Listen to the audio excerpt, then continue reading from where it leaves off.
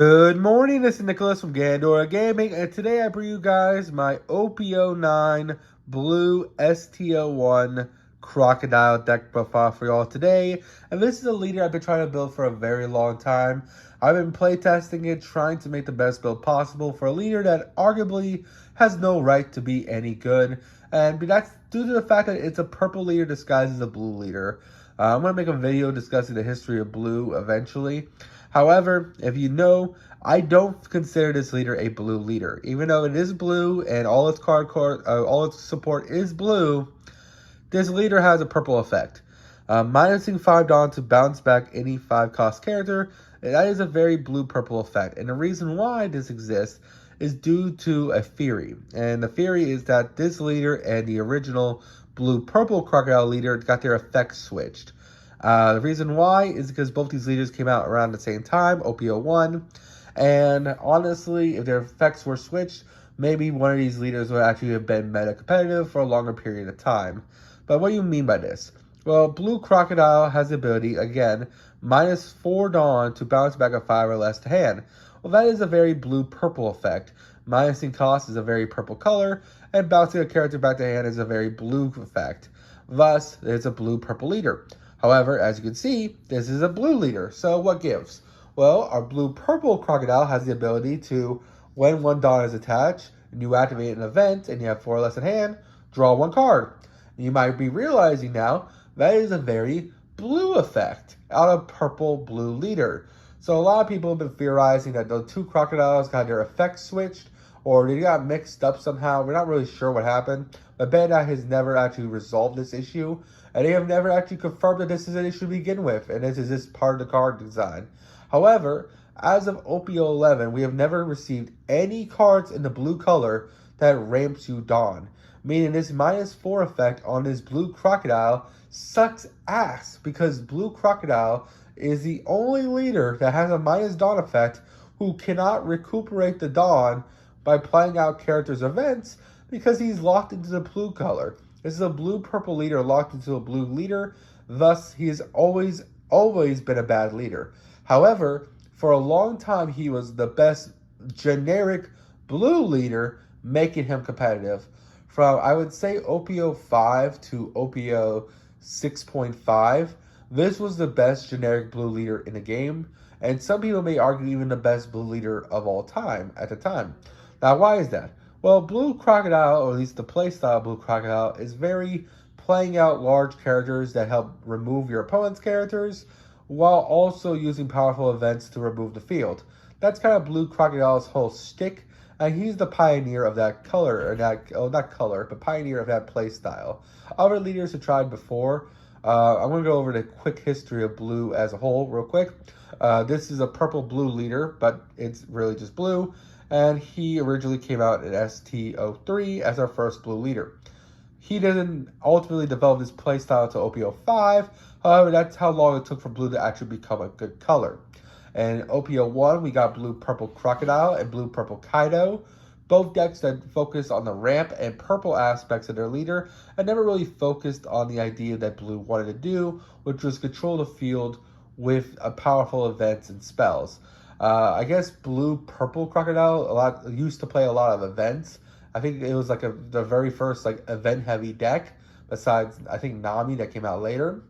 But ultimately, they had very different play styles, and they never really fell through. Nowadays, blue-purple Crocodile, blue-purple Kaido are more 9-cost Sanji decks than anything else. As for Ivankov and OP02, that leader always focused on the Impel Down cards, and besides being a 5-life leader, it ultimately never shelved through due to the fact that it just says, hey, if you have 0 cards in hand, draw 2. Well, that's not really that great. I'd rather have the minus 4 bounce of 5 costs. Not gonna lie. And as for that, Ivankov has always been locked into the Impel Down cards. I can never really play anything else. In OP03, we got Nami, who's a mill deck and doesn't even want to play the game, besides self-mill itself out the deck. In OP04, we got Vivi, who kind of plays like Crocodile. However, it's a 5-life leader that cannot attack. Thus, Crocodile was always looked at as better, even though Vivi can give characters rush and draw you cards. And I think nowadays, we look at Vivi as a better leader. But back in the day, it wasn't, so keep that in mind. And OP05, we got Blue-Black Sakazuki, who originally in the East was played like Crocodile as a very play high-cost characters and use powerful spells to remove your opponent's characters as a very heavy blue deck.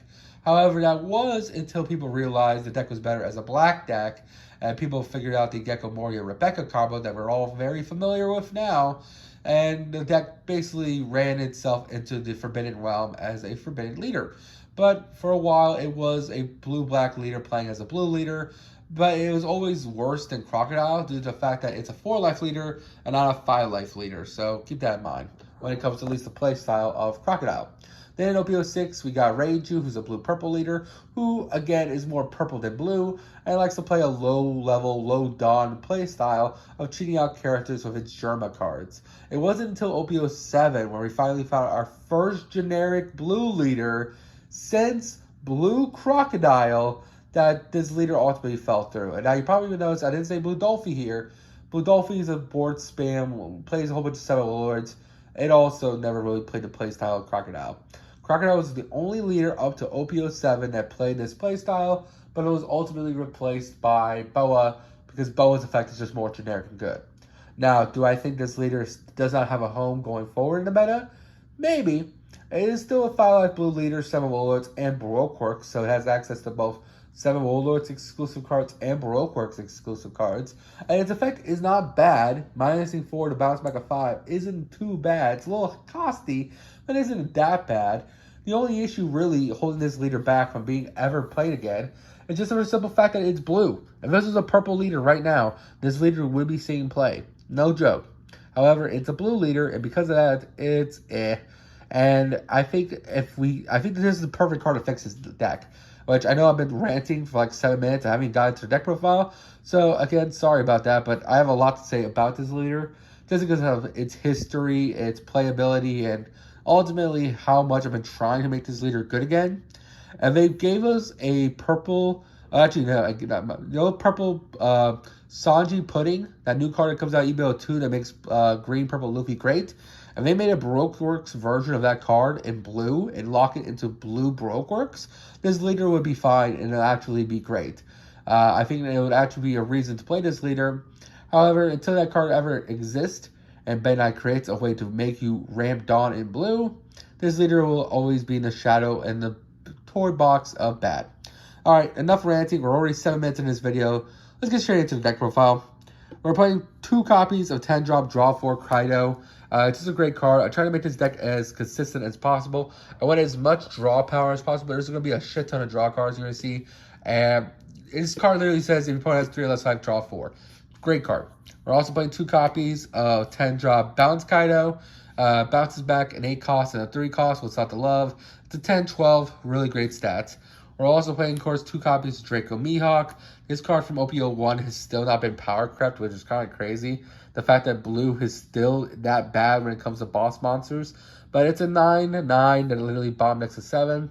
Not a bad card, but it definitely can be better. I think maybe this card will be replaced with the copies of Lovely 7 cost Kairos and OP010.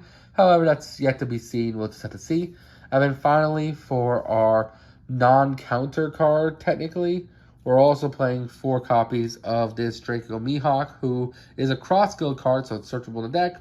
And it is a blocker. It's a 6/7 that draw 2, chapters 1, filters out the hand. And overall, it's just a great card. Next, we're playing 4 copies of Cross-Skilled Crocodile. This card's absolutely phenomenal for the deck. These new Baroque Work / Cross-Skill cards are the reason to play Crocodile again. The fact that this is a 7/7 with a 1000 counter that cheats out a Baroque Works or Cross-Skill card from hand that's 5 or less is just absolutely incredible. That's a reason to play this leader again. We're also playing 4 copies of Mr. Daz Bones. Now, I'm only playing 3 because I actually could not find a 4th copy, so I'm playing the vanilla instead. However, I do like the vanilla as like a flex spot against decks like Blackbeard, so keep that in mind. We're also playing the blocker Crocodile as well. This card is just pretty good to play off the Lovely 7 cost. It's a blocker, and overall, I really like it. Not to mention, on block, if there's a Dawn attached to him, he basically allows you to bomb deck a 2 or less, which feels really good. Also, I get to flex out one of my first winter cards, which is this Winter Crocodile. I've been trying to put it in a deck for so long. I finally found a deck that can do it. So there you go.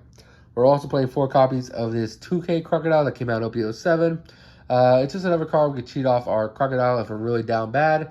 It's a 4/5 that says, hey, on play, rest 1 Dawn, and then return opponent's return any 2-cost character to each other's hand.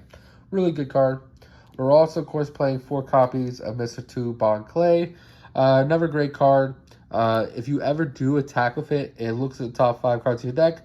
Then it reveals one Brokeworks event and adds to hand, which we're not really playing, but it's a nice thought.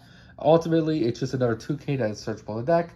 And then we're also playing 2 copies of Pudding, because of course we are, until this card is banned. Every blue deck in the sun will be playing Pudding, because Pudding is amazing. Shuffle back the opponent's hand. What's not to love?